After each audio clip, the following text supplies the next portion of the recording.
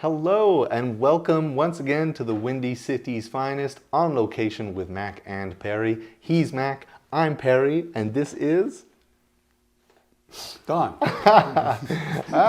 Thank you so much for inviting us into your space here, your studio. It's wonderful. And yeah, agreeing to spend some time with us and chat. I'll just kind of pass it to you really briefly here about if you were to give a broad kind of overview of what it is you do, how would you describe that?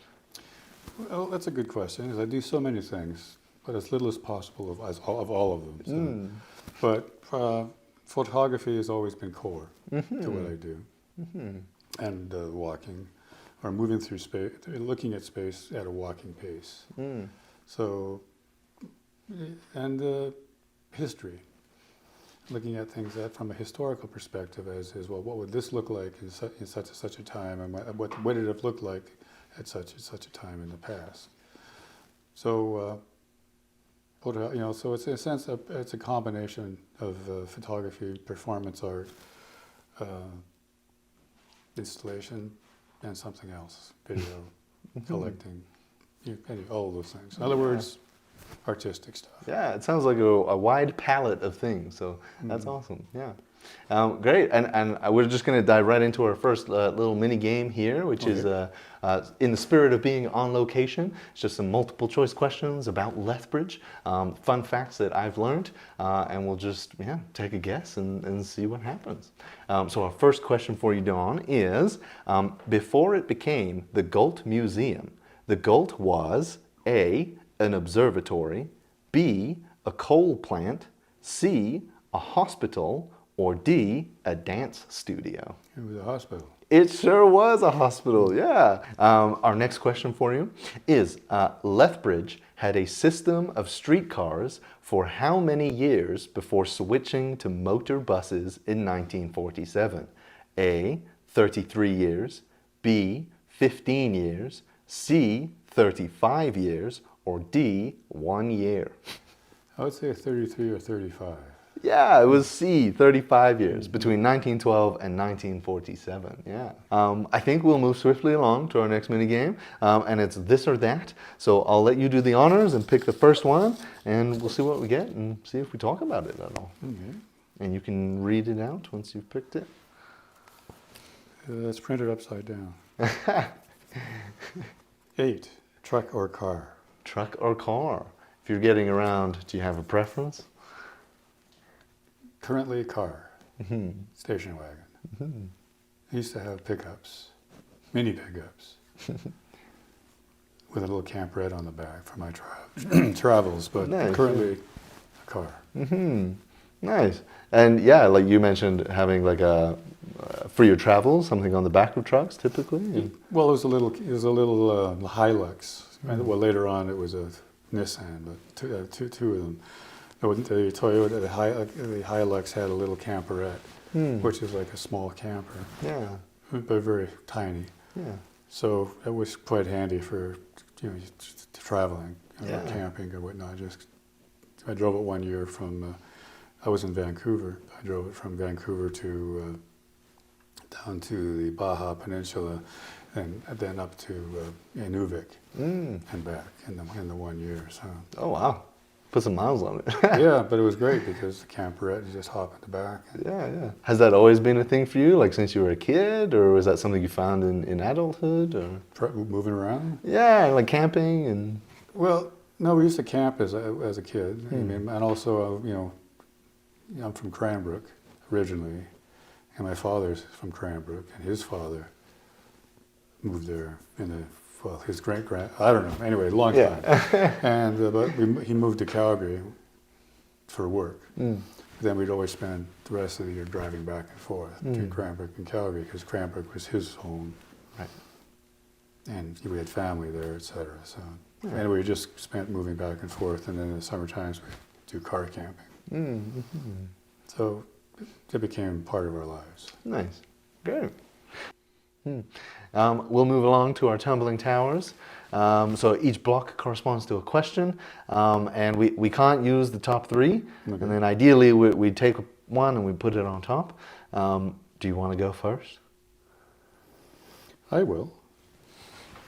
I'll take This one. Number 7, because that was our family's address Okay. in Calgary. Number 7. So, what are you reading right now? Remarkably, well, I read incessantly. So I'm reading a book called Land, which is sort of the history of private property Okay. and how it originated and sort of how it works within a contemporary context and historical context. That the idea of moving land from outside of the public realm into a private realm. Awesome. Well, I think that's all the time we have for this segment. Thank you so much for your insight. Yeah, this has been the Windy City's Finest, on location with Mac and Perry. He's Mac, I'm Perry, and this is Don. And we'll be right back. Welcome to the Windy City's Finest, on location with Mac and Perry. I'm Mac, he's Perry, and this is... I'm Don. Yeah, well, thank you so much for joining us, Don. In that first segment, we learned a bit about you and your life a little bit. And this segment, I really am curious about your artistic practice, learning about what you do, why you do it, kind of that journey you went on as an artist, as much as we can do in about 30 minutes. Yeah, so I think the first question I have is, what is your art? What sort of art do you make? Now that makes me curious about my artistic practice. What kind of art do I make? That's always a question that is really difficult for an artist. What kind of art do you make? Because I don't know. I mean, I know what I use to make art. I know what the production is, but I don't really know what I do. I think anyway. No, I'm getting into a more of a philosophical discussion which has no end. So I'll just continue. I make work based on walking, photography, video, reading and writing, and whatever else I haven't been doing at the moment.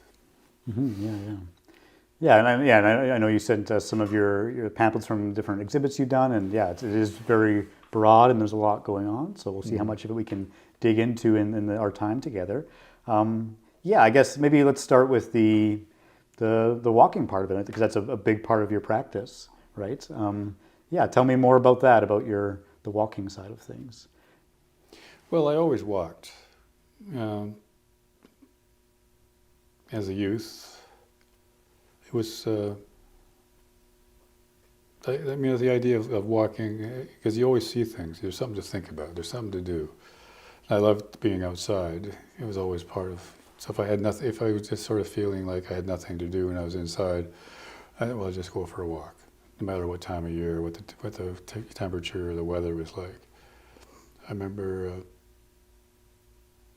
in Cranbrook, well, I started doing things like, as I say, that I walked out of necessity a lot. In Calgary, I didn't like waiting for buses, so I started walking because minus 30 weather, and you didn't know. I mean, at the time in the late 50s, early 1960s, the bus was kind of erratic, and there was no way of finding out if there's actually a bus running. I think it was just a bus stop, and quite often I would wait for a bus, which I knew ran to that spot, and then later on find out that they didn't run on the day that I was waiting. So it made sense to walk. I'd say, okay, I'll wait this way, I'll walk to the next bus stop, and then the next bus stop, and then the next bus stop, until I said, well, I'm so far now, I might as well just keep on walking, save myself whatever the fare was. And in Cranbrook, also as a young person, although I just walked because there was no transit as far as I remember, so you walked. And I had no desire at the time to get a driver's license. I was not a big fan. The idea of driving didn't really attract me that much. So I just walked. And I started walking in Calgary to the airport, which in the old days was closer than it is. It's like the southern part of the current airport. Yes. So, because there was what I call a plane on a stick, which was a Lancaster Flying Fortress bomber, which I liked for some reason. So but anyways, it was an excuse to walk out to the airport and take a look and then walk back. So that was quite a few kilometers. And then I liked walking to the zoo, which was farther. And I also, my mother, I think, gave me an old camera she used to use, which was a Brownie reflex camera, which was a twin lens, a viewing lens and a taking lens, a very simple one. And I started taking pictures using that. And I would, especially around the zoo, I took a lot of pictures of the zoo at the time, which was, was the old days zoo with bars and cement and cages. So you're walking a lot. You have your camera that your mother gave you. You're taking photos. And was it kind of like an organic process of like, this eventually becoming part of your artistic practice as far as incorporating walking and photography kind of together? Well, it became sort of like a normal thing to do because you take pictures. If you have a camera, you take pictures. And it just, at the time, I can't remember what I was thinking back then, but it just seemed like a normal thing to do. And I didn't really think about it as any kind of unusual activity. My grandmother was always a photographer. He took photographs all the time. My grandfather died when my father was quite young, so there was no grandfather figure around. And my great-grandfather died when everybody was young. So it was a small, sort of contained family.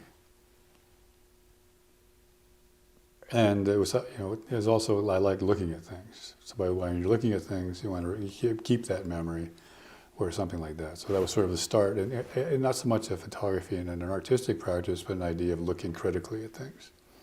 And looking critically is sort of the basis of photography or an art practice.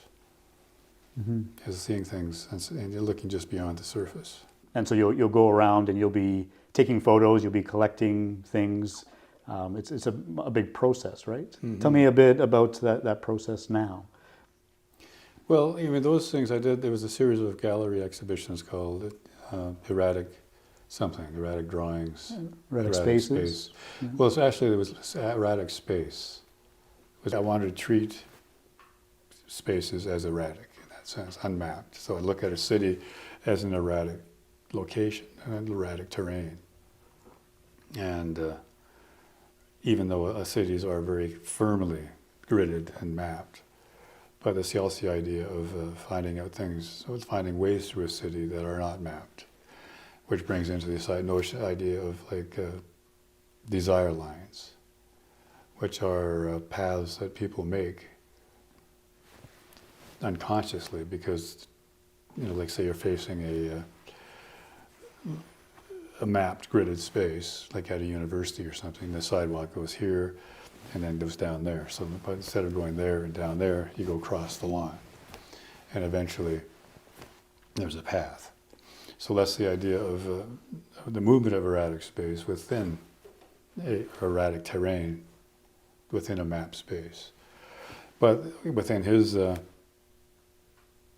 within Carrari's idea, that this notion of the beginning of architecture was that throughout erratic space, people would eventually decide that there would be something worth coming back to, because they encountered it many times or whatever. This is over thousands of years, of course. So they would start making cairns or monuments of some kind to remind them of a space. And this was the introduction of nomadic terrain, or the idea of some place where it's semi-mapped. You go back to certain places at certain times of the year, and then so you move through as a nomadic society. You move continually, through seasonally or whatever, through this process. And then the final one was sedentary space, which came about with the idea that, well, instead of traveling all the time to find something, why don't we just grow it? And so the big beginning of farming and communities and settlements, which became sedentary terrain. So that process stimulated this kind of walking idea. Mm-hmm.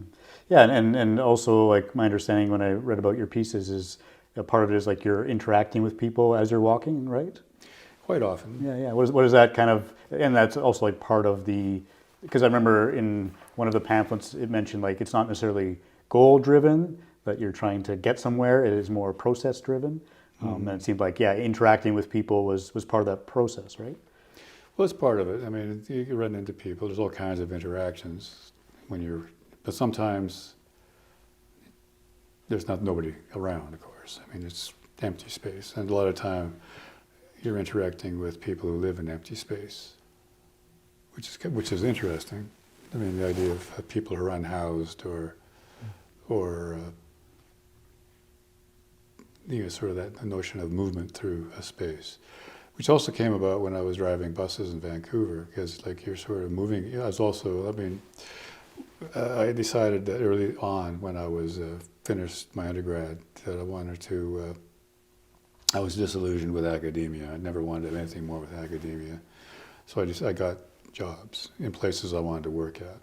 So I would get bus driving jobs, or I started driving taxi, and then I figured, well, if I'm going to be driving all the time, I might as well be making a better wage. So I got a truck license at Class 1 for semi-trucks.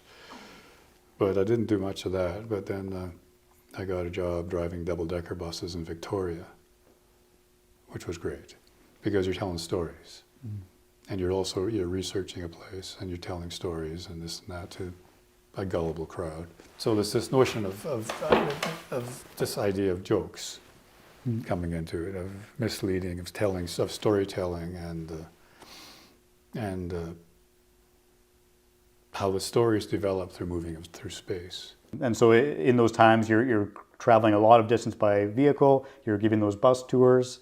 You're seeing these places as you're driving as well. How is that different for you when you're driving through a city or doing a bus tour back in the day versus like, okay, now I'm walking. How does that change how you perceive a city? Well, it's interesting. I don't know if you know the concept of the flaneur.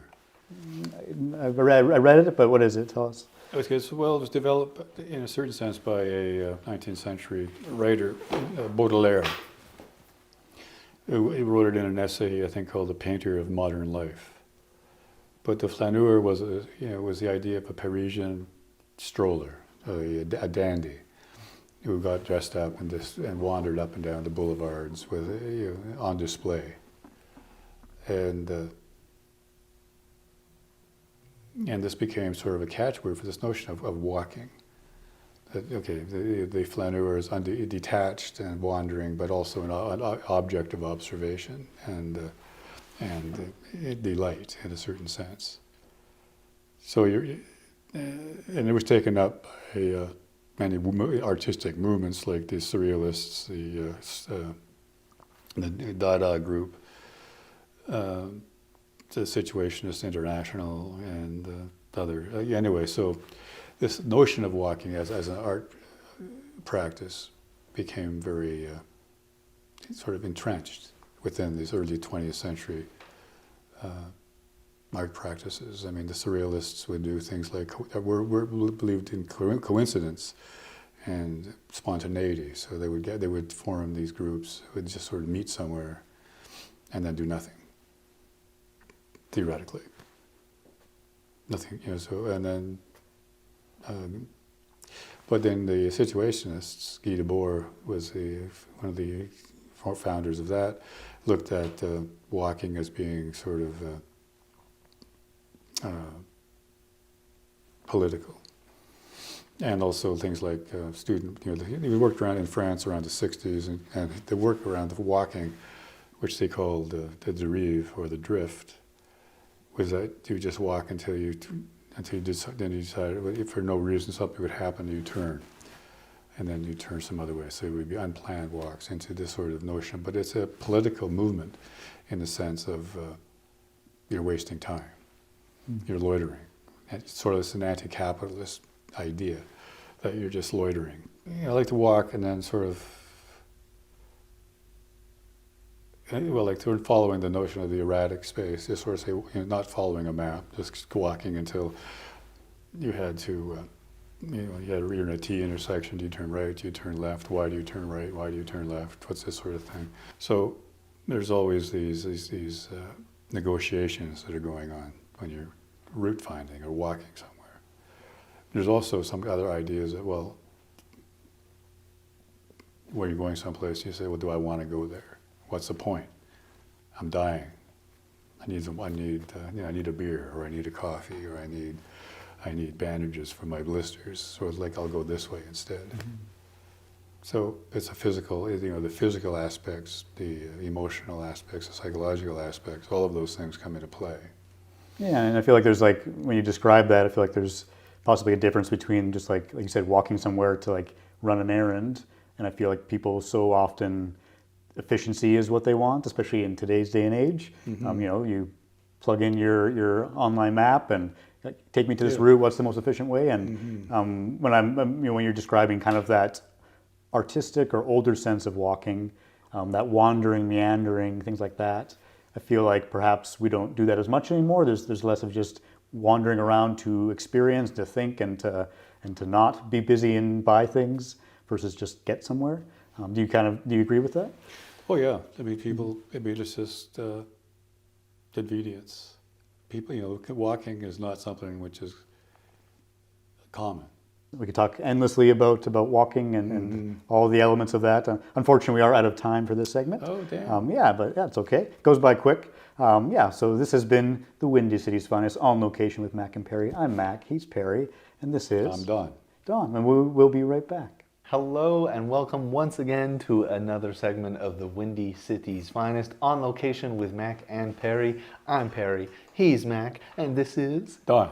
Yes, and I'm super excited to dive into this next segment with you, Don. It's kind of our showcase segment where we're going to look at some specific pieces and hear the story behind them and just learn a bit more about them, and they're for you. So the first one we'll start with is this one right here. And before we started, you had mentioned that these, I believe, were kind of part of a new blog system that you started. What can you tell me about that? Well, these are from a project I started in 2013. And it was one I started with my research partner, Ava. Right. Here. And this is her hometown, Turin. Mm-hmm. And we adopted her we hired her in a certain sense through adoption from a ranch where she was a working cattle dog.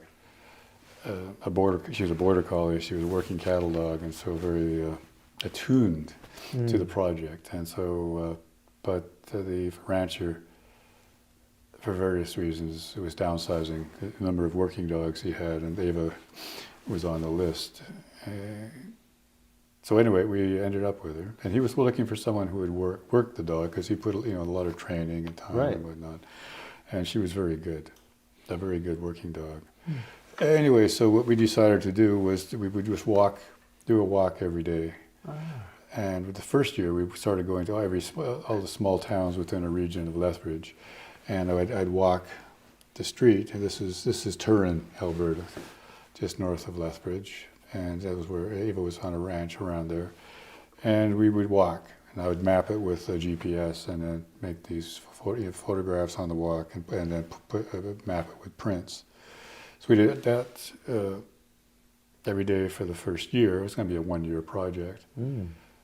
And then I made a series of books called something. What was it called? Erratic Drawings in 12 volumes. And referring to the drawings of the walk. And I did I made a series of volumes, one book per month for the year. So these are all from that project. Right. And I really appreciate the fact. So I'm curious, who was leading the walk? Was it Ava or was it yourself? It was a negotiation. I love that. I mean, that's the whole thing with walking with a non-human intelligence, which is how I looked at it, is that we had we were collaborators. She was a partner. Yeah. She wasn't working for me. She was a full partner. So.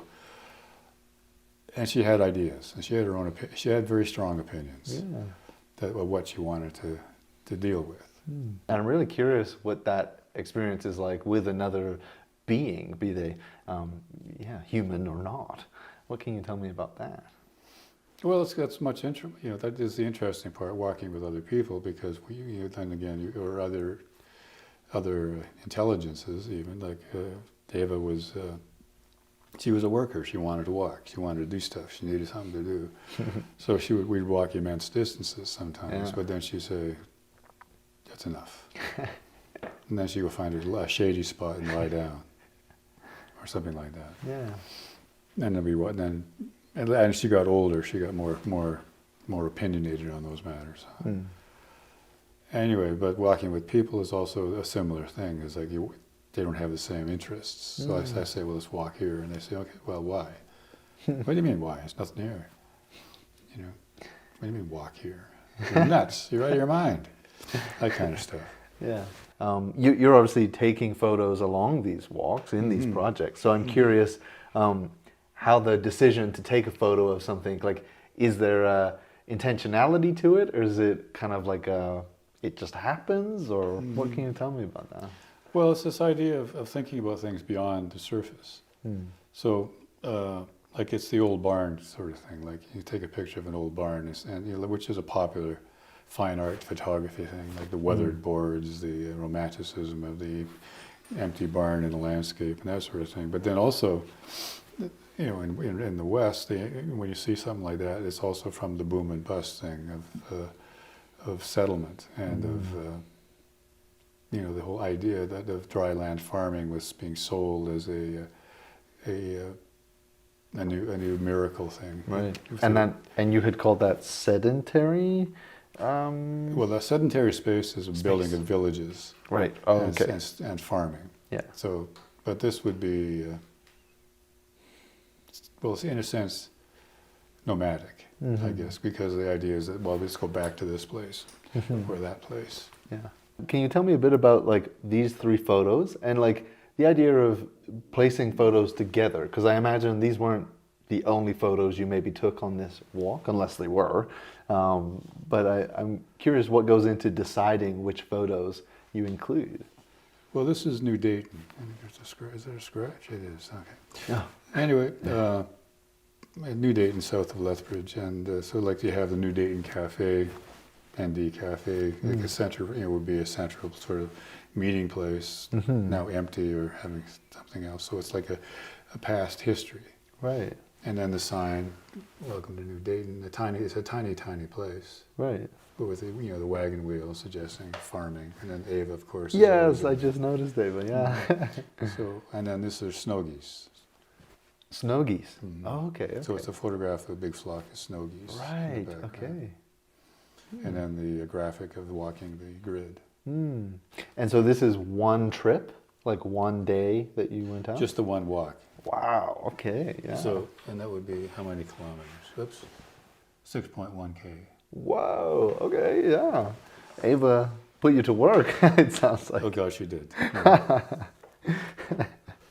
Nice. And so this project, and this one is, this is Hardyville. Which had, what is that? Oh, right. Ava investigating the mining ruins. So this, just in North Lethbridge, which was Hardyville, which was apparently a spot for the Japanese Canadian settlement. Post-internment. I'm not sure about pre-internment because the Japanese Canadians were never interned in Alberta. Right. And so the internees came from BC, basically. But also the mining history. So it's a sense is that, okay, like going back to the old barn, so like you see, it's something which is seen as an aesthetic, purely aesthetic, design-oriented project by certain kinds of fine art photographers, but someone with a critical eye would also say it's the idea of abandonment of farms with the bust of the dry land farming boom in the early part of the century, last century. That people would come because it was an unusually moist, rainy year or decade, and after the decade, things went back to normal. No rain. Yeah. Everything died. Everybody had borrowed a lot of money for farm implements and whatnot, and then their crops died, the crop failures, and they couldn't pay it back, so homesteads were abandoned and whatnot. This brings to mind like something that I think you talked about with Mac, and it's that idea of like, I forget the specific lingo that you had used, but it's that idea of like building a monument to remind people like to come back to a space or that something's there. And this feels like a version of that, but unintentional. Like I see this tractor and it's kind of a monument in its own right, but is maybe unintentional. Or maybe people do this intentionally sometimes with fancy cars that aren't going to work, so they'll plant it somewhere and just leave it. Well, you see it all over the place, particularly in the back alleys. Yeah. Like cars, vans sitting there for years. I mean, I did that. I had this whole diesel Nissan pickup, which I thought was a great idea when I bought it in Saskatchewan. It turned out to be a really bad idea because it was a lousy diesel engine. I mean, it wouldn't turn on. You had to plug it in if it was lower than 10 above. I see, yeah. And then it produced massive black clouds of diesel smoke when it was warm. Oh God, it was horrible. So anyway, move on from it. So I left it in my back behind behind my house on the north side for a decade or thereabouts. And people, they broke the window and just go in and sleep inside and this and that, But eventually, someone came and said, "Could they have it?" Yeah. I said yes. Yeah, like absolutely. Where have you been all this time? And it started right up, of course. Oh wow! It had been sitting for years, and then the battery was dead, so I put a new battery in, or I charged the battery, something. Anyway, so they are monuments. Yeah. In a time, they take that, but then you look at ideas of monuments, how long they last. Yeah. Some last for a long time, other ones last for a short time. And is there an element of like preserving that in any way, shape, or form in your work, that you kind of capture these things, whether or not they do last for 10, 20 more years or not? No, I don't know. That's a good question. It's not something I've thought about, but I think they exist in the moment.